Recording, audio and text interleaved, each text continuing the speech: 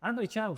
Čauco. Za teba ujdem. Počúvaj, ty si teraz čítal knihu Dlhovekosť, nie? Áno, čítal A čo na to hovoríš? Vieš čo, mne sa veľmi páčila tá kniha, lebo nebola taká akože núteno motivujúca, ale bola veľmi taká triezva. Hovorila vlastne hlavne o tom, že dlhý život bez kvality ti je úplne na nič. Hej, že veľa ľudí sa snaží v podstate žiť dlho, ale nemajú tú kvalitu. Yes. A čo sa mi ešte páčilo je vlastne, že prístup medicíny 3.0.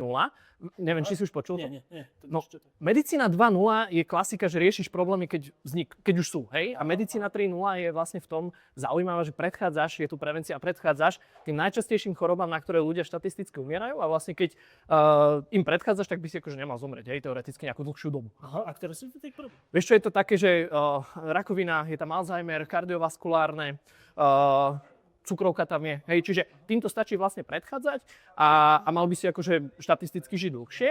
A čo je ešte super je to, že mne sa páči tá myšlienka, že makáme, hej, riadime firmu, ja neviem, manažujeme hocičo, ale svoje zdravie vôbec neriešime. Že pristupovať tomu svojmu zdraviu takisto je k nejakému projektu, že predchádzam, predvídam, snažím sa ísť naplno aj v tom, aby som ja vlastne, keď som v pohode vedel potom fungovať dobre aj v tej sebarealizácii. A to sa mi ako páči tá myšlienka. Aha, takže odporúčaš, hej? Určite odporúčam. Dobre, pekne. Super, díky, čau.